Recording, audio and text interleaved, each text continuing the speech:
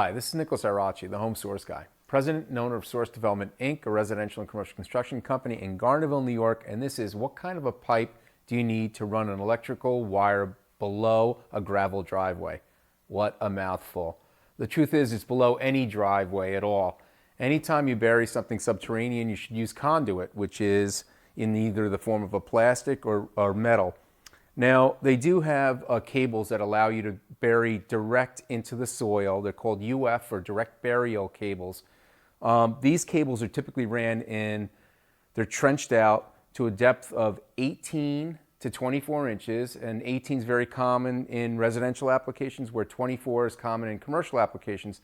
I would stick to 24, to be honest with you. They're trenched out to that depth, buried in a bed of sand, and flagged with a tape. So just in case somebody's digging around that area, if they get below that grade, they have the marker of the flag to indicate that there's a line below it and to stop digging, or to dig very carefully.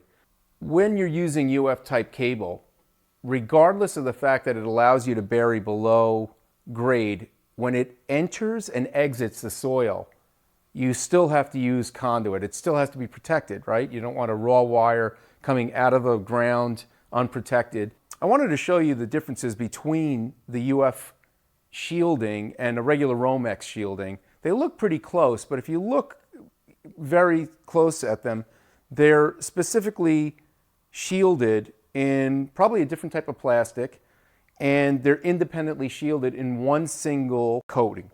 So there are differences between the UF cable and a Romex. So you don't want to cross the two. You want to make sure that if you are going to run something underground, you use the UF cable.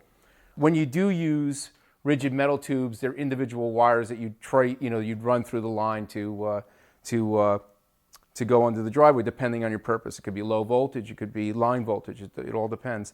And the size of the pipe directly depends with the type of amps or wires that you're going to draw through the line. Obviously, if you have a service wire that provides service to your entire house, the pipe is very large. It's usually 1.5 inches, 2 inches, 3 inches. It all depends. And this is, what type of a pipe do you need to run an electrical wire under a gravel driveway? This is the Home Source Guy, helping you build a better life, and we'll see you next time.